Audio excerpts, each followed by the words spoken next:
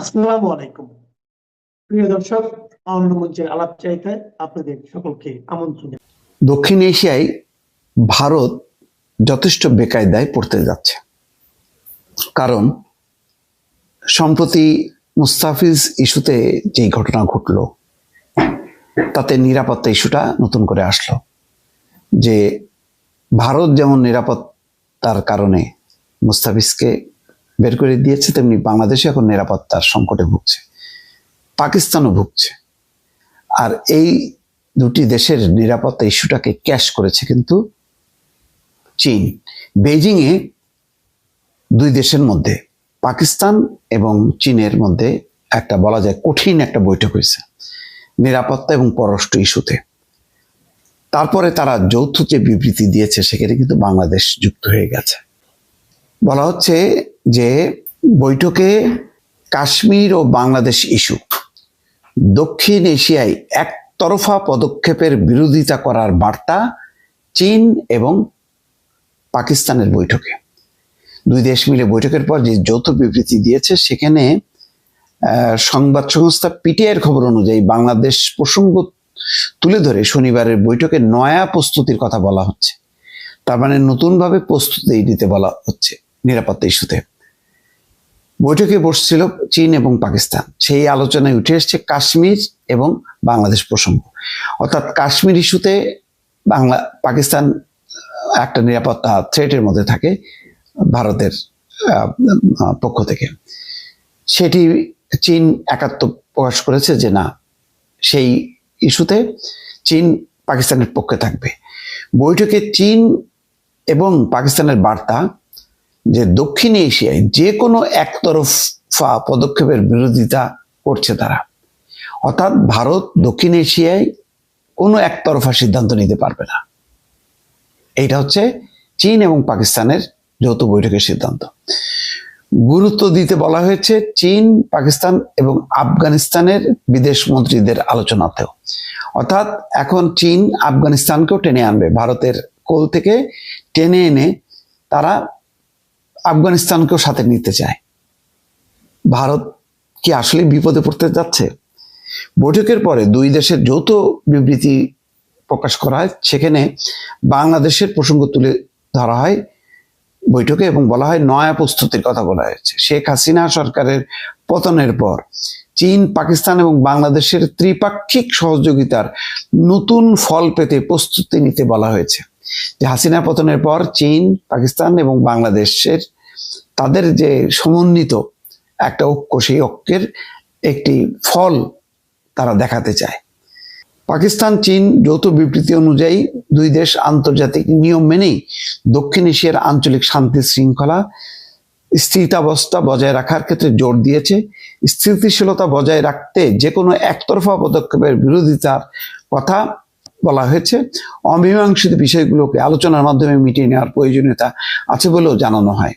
বিবৃতি অনুযায়ী জম্মু ও কাশ্মীর সম্পর্কে পাকিস্তানের অবস্থান ও ওই অঞ্চল উন্নয়নের প্রসঙ্গে ইসলামাবাদের তরফে জানানো হয়েছে বেজিংকে ঐতিহাসিক বিরোধ মেটাতে জাতিসংঘের প্রস্তাব মেনে এবং দ্বিপাক্ষিক চুক্তি অনুযায়ী শান্তিপূর্ণ সমাধানের বার্তা দেওয়া হয়েছে চীনের তরফ থেকেও। তার মানে কাশ্মীর ইস্যুতে ভারত যেখানে বিরোধিতা করে যে এটা দ্বিপাক্ষিক, কোনোভাবে এটা বহুপাক্ষিক না, অর্থাৎ জাতিসংঘ না, এটা পাকিস্তান আর ভারতের ব্যাপার।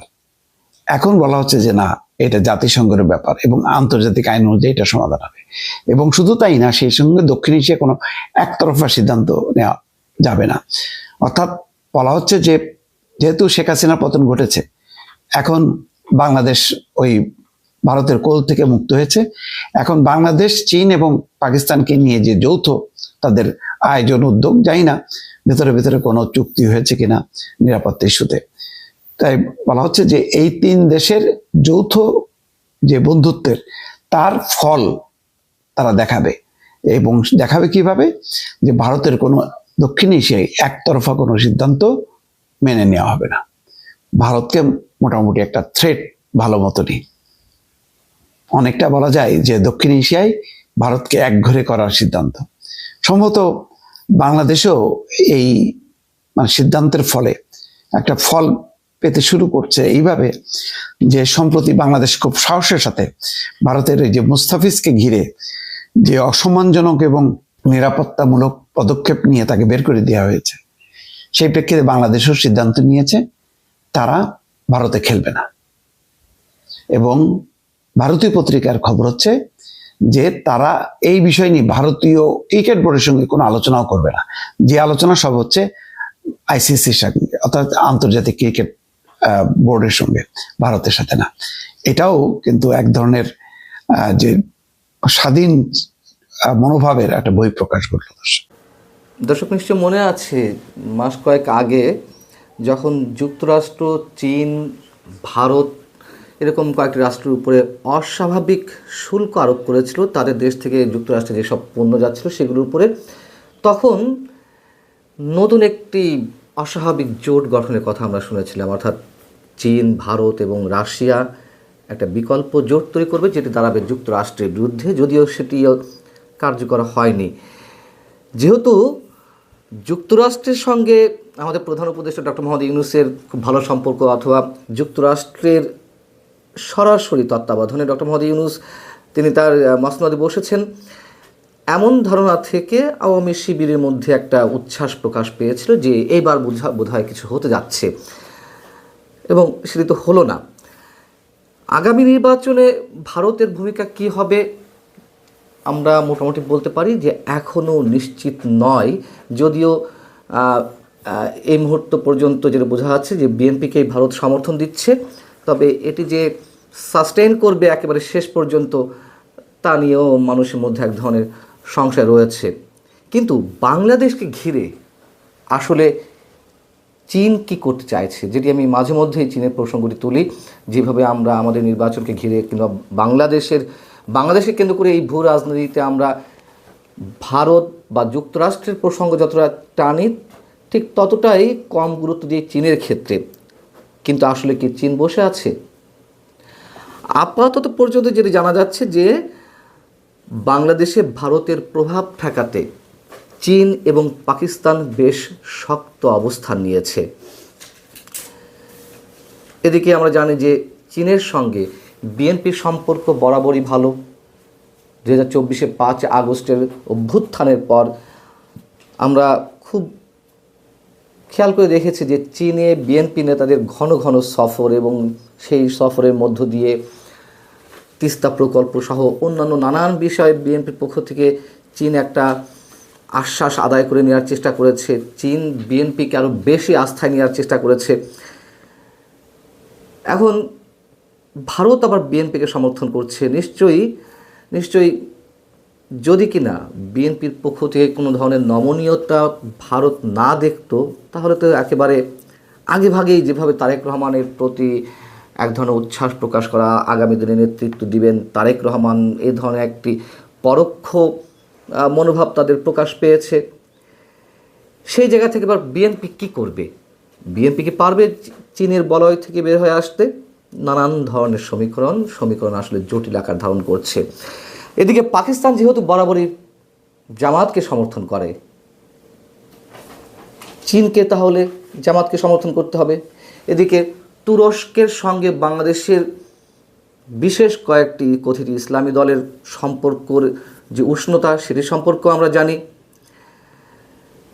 যেটি জানা গেল যে গত দুদিন আগে চীন এবং পাকিস্তানের মধ্যে অর্থনৈতিক এবং সামরিক কৌশলগত বিষয়ে আলোচনার জন্য পাকিস্তানের পররাষ্ট্রমন্ত্রী এবং একই সঙ্গে যিনি উপপ্রধানমন্ত্রীর দায়িত্বে রয়েছেন ইসহাক দার, তিনি চীনে গেলেন, বৈঠক করলেন চীনের পররাষ্ট্রমন্ত্রীর সঙ্গে। এবং চীন এবং পাকিস্তানের পক্ষ থেকে যে বার্তাটি দেওয়া হচ্ছে, যেটি পাকিস্তান সহ ভারতের বিভিন্ন গণমাধ্যমে এসেছে, যে দক্ষিণ এশিয়ায় যে কোনো একতরফা পদক্ষেপের বিরোধিতা করবে তারা একসঙ্গে। খুব সহজভাবে বোঝা যাচ্ছে যে ভারত যা করতে চাইছে তার বিরোধিতা করবে। তাহলে ভারত যদি বিএনপিকে সমর্থন করে থাকে, তাহলে বিএনপিকে ঠেকাবে চীন এবং পাকিস্তান, সেটি তো হিসাবে আসে। তো সেখানে সেই বৈঠকে গুরুত্ব দিতে বলা হয়েছে একই সঙ্গে চীন, পাকিস্তান এবং আফগানিস্তানের পররাষ্ট্রমন্ত্রীদের যে আলোচনা রয়েছে সেখানে অবশ্য কাশ্মীর ইস্যু সহ আরও অন্যান্য ইস্যু প্রাধান্য পাবে। এখন চীন এবং পাকিস্তানের পররাষ্ট্রমন্ত্রীদের বৈঠকের পরে একটা যৌথ বিবৃতি প্রকাশ করা হয়েছে। যে বিবৃতিটি এরই মধ্যে আমি বললাম যে ভারত এবং পাকিস্তানের বিভিন্ন গণমাধ্যমে এসেছে। সেখানে বাংলাদেশ প্রসঙ্গ তুলে ধরে শনিবারের বৈঠকে অর্থাৎ 2 থেকে 3 দিন আগে যেটি বলা হচ্ছে যে নতুন প্রস্তুতি নিতে হবে। কি সেই নতুন প্রস্তুতি সেটি সম্পর্কে স্পষ্ট করে কিছু বলা হয়নি। এবং শেখ হাসিনা সরকারের পতনের পর চীন, পাকিস্তান এবং বাংলাদেশের যে ত্রিপাক্ষিক সহযোগিতার নতুন ফল পাওয়া যাবে বা একটা নতুন কোনো আউটকাম আসবে সে বিষয়ে প্রস্তুতি নিতে বলা হয়েছে। এদিকে আমরা জানি যে রোববার সন্ধ্যায় ইসহাক দার, পাকিস্তানের উপপ্রধানমন্ত্রী কাম পররাষ্ট্রমন্ত্রী, তিনি ফোন দিয়েছিলেন তৌহিদ হোসেনের কাছে, আমাদের পররাষ্ট্র উপদেষ্টার কাছে। এটি বাংলাদেশি গণমাধ্যমে এসেছে। সেটি নিয়েও এক ধরনের জল্পনা কল্পনা গুঞ্জন ছিল যে ইসহাক দার আসলে সেখান থেকে ফোন দিয়ে কি বললেন আমাদের পররাষ্ট্র উপদেষ্টাকে। ওই সময় আবার মুস্তাফিজ ইস্যুতে তোলপাড় চলছিল বাংলাদেশ ভারতের মধ্যে, যে সম্পর্ক যেটুকু তলানিতে পৌঁছেছে আরও গভীর তলানিতে পৌঁছানোর যে বিষয়টি আমাদের সামনে উপস্থিত হলো।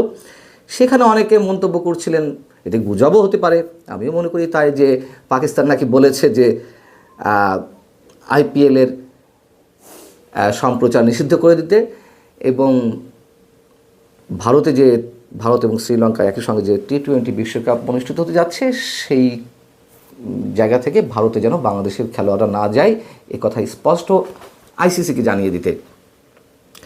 এটি হয়তো গুঞ্জন পর্যায়ে হতে পারে, মানে গুজব পর্যায়ে হতে পারে। কিন্তু ভারতের গণমাধ্যম যেটি দাবি করছে, ভারতের গণমাধ্যম বলছে যে চীন, পাকিস্তান, তুরস্ক মিলে ভারতের বিরুদ্ধে একটি সামরিক জোট গঠনের প্রক্রিয়া চলছে বেশ কয়েক মাস যাবৎ। এটি আমরা জানি, এটি সত্য কথা। সেই জোটে বাংলাদেশকে অন্তর্ভুক্ত করতে আগ্রহী বাকি দেশগুলো, এটাও আমরা জানি। অনেক ধরনের লেখালেখি হয়েছে। ভারতের বিভিন্ন গণমাধ্যম যেটি বলছে যে মনে করা হচ্ছে চীনা নেতাদের সঙ্গে জোটের বিষয়ে আলোচনা শেষে বাংলাদেশের পররাষ্ট্র উপদেষ্টা তৌহিদ হোসেনকে সর্বশেষ অগ্রগতি সম্পর্কে ফোনে অবহিত করেন পাকিস্তানের বিদেশমন্ত্রী, তাদের ভাষাতে বলছে আর কি, মানে পাকিস্তানের পররাষ্ট্রমন্ত্রী ইসহাক দার। যেটা বলছিলাম, যে জিনিসটা আমরা জানি, মাস 6 আগে বেইজিংয়ে একটি বৈঠক অনুষ্ঠিত হয়েছিল চীন, পাকিস্তান এবং বাংলাদেশের পররাষ্ট্র সচিবদের সমন্বয়ে, এবং সেখানে সার্কের বিকল্প একটি জোট গঠনের বিষয়ে বলা হয়। একটি তো সামরিক জোট রয়েছে ভারতের বিরুদ্ধে, আরেকটি সার্কের বিকল্প জোট গঠনের প্রস্তাব দেওয়া হয়। সেখানে কিন্তু বাংলাদেশ কোনো সম্মতি জ্ঞাপন করেনি, অর্থাৎ ডক্টর ইউনূস সরকার সেটি বোধহয় সাহস করেনি যে সেক্ষেত্রে ভারতের প্রতিক্রিয়া কী হবে। এটি মনে করি আমরা যে এটি ঠিক ছিল, হ্যাঁও না কিংবা নাও না, নীরবতা পালন করেছিল। এখন যে নতুন হিসেব নিকাশ দাঁড়ালো, এটা একেবারে ক্লিয়ার যে চীন, পাকিস্তান, তুরস্ক জোট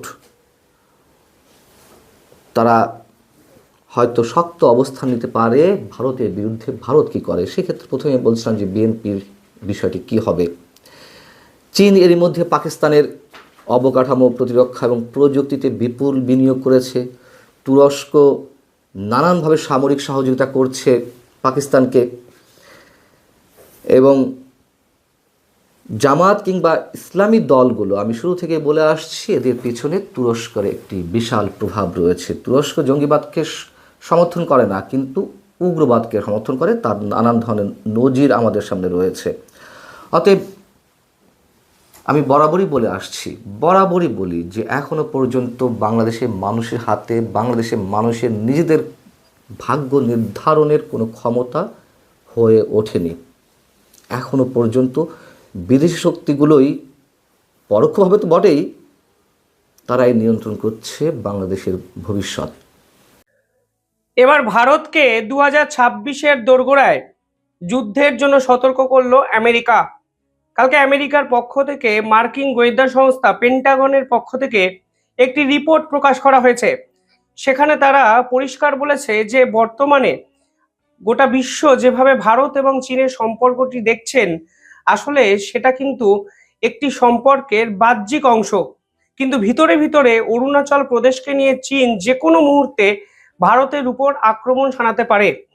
দেখুন, এই পুরো বিষয়কে কেন্দ্র করে একটা প্রশ্ন আপনাদের করতে ইচ্ছা করছে যে আপনারা এই মুহূর্তে দাঁড়িয়ে আমেরিকা না চীন, কাকে সব থেকে বেশি বিশ্বাসযোগ্য মনে করবেন? কারণ আমেরিকার গোয়েন্দা সংস্থা পেন্টাগনের এই রিপোর্ট একটা জিনিস পরিষ্কার করে দিচ্ছে যে ভারতের প্রভাব এবং প্রতিপত্তিকে বিশ্বের কোনো রাষ্ট্রই সে অর্থে মেনে নিতে পারছে না, এবং এটাই স্বাভাবিক।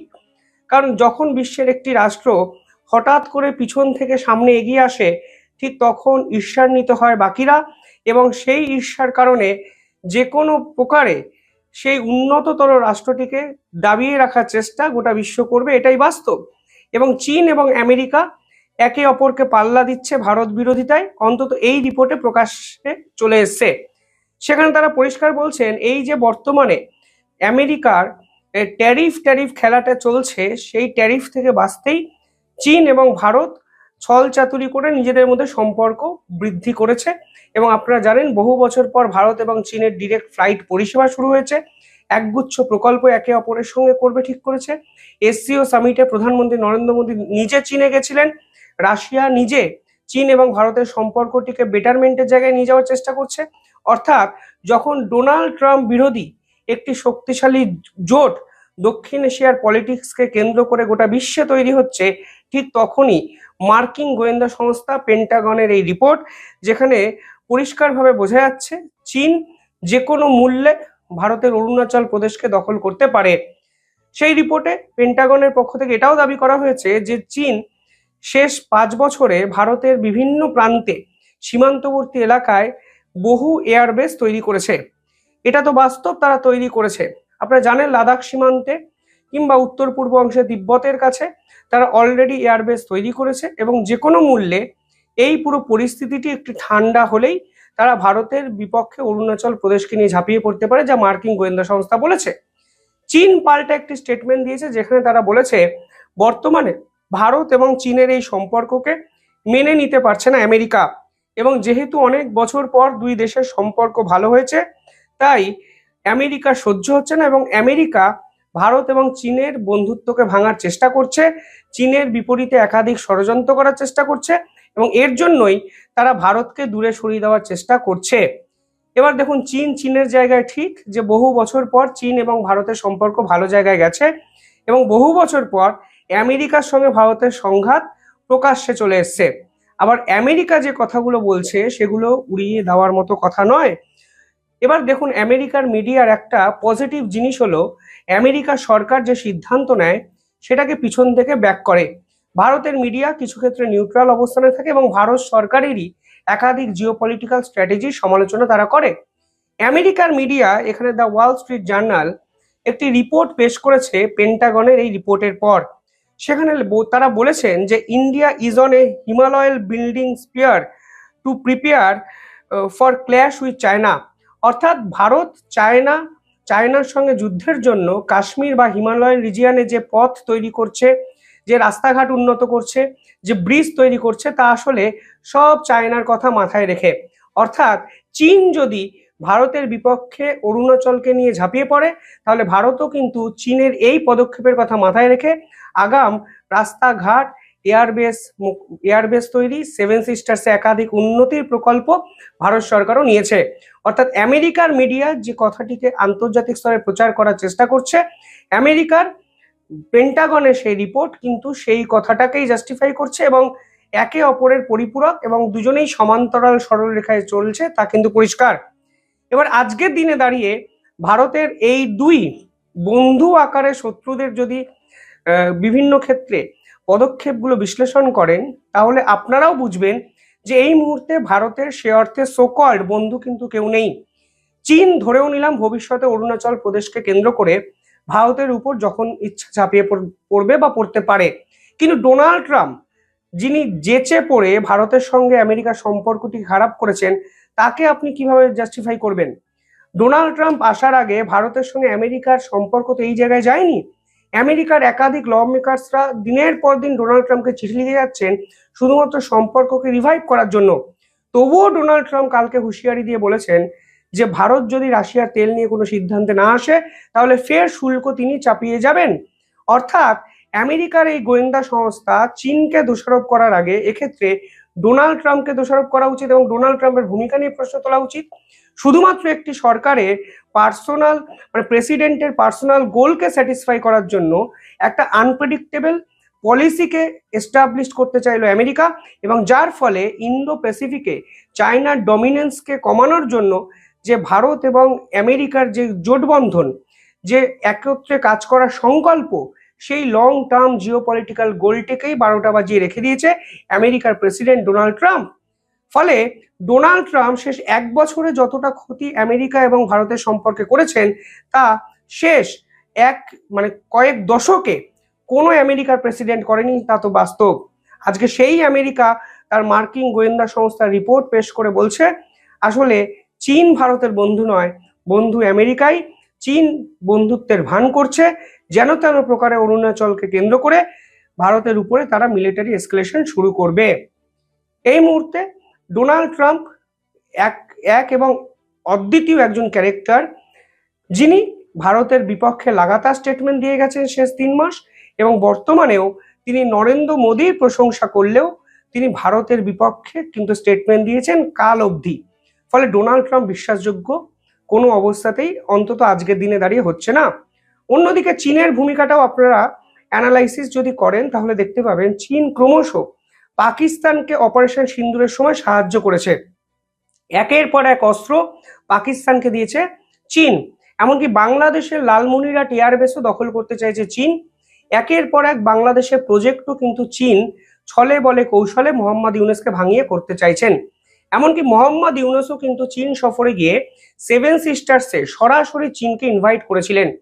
অর্থাৎ বাংলাদেশকে কাজে লাগিয়ে ভারতবর্ষের চিকেন স্নেকের উপর মানে শিলিগুড়ি করিডরের উপর সার্ভেলেন্স করতে চাইছে চীন, তা তো পরিষ্কার। ফলে চীন ভারতের 7 সিস্টার্স কিংবা শিলিগুড়ি করিডর চিকেন স্নেকের কাছে কিন্তু দিনের পর দিন ষড়যন্ত্রমূলক অ্যাক্টিভিটি করে চলছে শুধুমাত্র বাংলাদেশকে কাজে লাগিয়ে। অন্যদিকে লাদাখ সীমান্তেও চীন তাদের এয়ারবেস তৈরি করেছে, তিব্বত সীমান্তেও তাদের মিলিটারি বেস তৈরি করেছে। ফলে কোনো অংশে চীন যে ভারতের সঙ্গে বন্ধুত্ব রাখতে চাইছে তা কিন্তু প্রকাশ্যে বোঝা যাচ্ছে না। চীনের যে সম্পর্কটি তৈরি হয়েছে তা কিন্তু সময়ের দাবিতে, অর্থাৎ ডোনাল্ড ট্রাম্প যেহেতু ট্যারিফ চাপিয়ে দিয়েছেন, সেই ডোনাল্ড ট্রাম্পকে শেষ করার জন্য চীনের সঙ্গে জোট তৈরি করাটা ভারতের অত্যন্ত প্রয়োজনীয় একটা পদক্ষেপ, যা ভারত করেছে। ফলে এই মুহূর্তে দাঁড়িয়ে দু রাষ্ট্রই ভারতকে কিন্তু অশান্ত করতে চাইছে, তা তো বাস্তব। এবং দুজনই দেখুন পাকিস্তানকে দিনের পর দিন অস্ত্র দিয়ে যাচ্ছে। ডোনাল্ড ট্রাম্পও কিছুদিন আগে প্রায় $700 মিলিয়ন দিল পাকিস্তানকে শুধুমাত্র F-16 ফাইটার জেটগুলো আপগ্রেড করার জন্য। ফলে পাকিস্তানকে আপনি অস্ত্র দিচ্ছেন অথচ চীনের দিকে আঙুল তুলছেন, সেটা তো পরিষ্কার দ্বিচারিতা। চীন যদি পাকিস্তানকে অস্ত্র দিয়ে ঠিক করে বা ভুল করে, ডোনাল্ড ট্রাম্পের পাকিস্তানকে অস্ত্র দেওয়ার পিছনেও কিন্তু একই অভিসন্ধি লুকিয়ে আছে। পাশাপাশি আমাদের 7 সিস্টার্সকেও কিন্তু ডোনাল্ড ট্রাম্পের এই আমেরিকা যে ছেড়ে দিচ্ছে সেটা নয়, সেখানে তারা খ্রিস্টান রাষ্ট্র তৈরি করতে চাইছেন। শেখ হাসিনা নিজে বলেছিলেন সেন্ট মার্টিনস দ্বীপটি আমেরিকা চাইছে শুধুমাত্র সার্ভেলেন্সের জন্য। সেন্ট মার্টিনস দ্বীপ যদি আমেরিকা পেয়ে যায় তাহলে ভারত এবং চীন একত্রে 2 রাষ্ট্রের উপরেই কিন্তু সার্ভেলেন্স করতে পারবেন মার্কিন সেনারা। ফলে এই প্রেক্ষাপটে দাঁড়িয়ে পেন্টাগনের এই রিপোর্ট ভারতের জন্য হয়তো একটু চোখ খুলে দিল বলা যায়, কিন্তু এই অবস্থায় দাঁড়িয়ে আন্তর্জাতিক যেরকম সমীকরণ তৈরি হচ্ছে সেখানে চীন কিংবা আমেরিকা কেউই যে ভারতের বন্ধু নয় তা কিন্তু ভারত নিঃসন্দেহে বুঝতে পারছে। এবং মার্কিন গোয়েন্দা সংস্থার এই রিপোর্ট ভারতের কাজে লাগলেও আসলে লং টার্ম এফেক্টে ভারত যে একলা চলো নীতিতেই বিশ্বাস করবে তা কিন্তু স্পষ্ট। দেখুন, আমারও ভীষণ মাত্রায় মনে হয় রাশিয়া ছাড়া আজ অব্দি কেউই ভারতকে সে অর্থে মানে আপনি যদি ইতিহাস দেখেন, শুধু সরকারের এই সময়টা দেখলে হবে না, সেই অর্থে ভারতকে চোখ বন্ধ করে কিন্তু সাপোর্ট করেনি। রাশিয়ায় 1971 সাল থেকে আজ অব্দি ভারতের পিছনে কিন্তু ছুরি মারার কথাটি ভাবেনি। আর আন্তর্জাতিক স্তরে বন্ধু বলে কিছু হয় না, পার্মানেন্ট শত্রু বলেও কিছু হয় না। সময়ের দাবি, যখন যেটা প্রয়োজন সেই অনুযায়ী এক একটি রাষ্ট্র চলবে, এটাই কিন্তু অলিখিত নিয়ম, এবং সেই কাজই কিন্তু ভারত, আমেরিকা, চীন করছে। যাই হোক, পেন্টাগনের এই রিপোর্ট আন্তর্জাতিক স্তরে ঝড় তুললেও আমার কাছে এই রিপোর্ট অত্যন্ত গুরুত্বপূর্ণ কিছু আপাতত মনে হচ্ছে না। যে কথাগুলো তারা বলেছে কিছুটা হাস্যকর এবং কিছুটা প্রেডিক্টেবল, এবং আমার মনে হয় বর্তমানে আমেরিকা এবং ভারতের সম্পর্কে এই রিপোর্ট কোনো প্রভাব বিস্তার করবে না।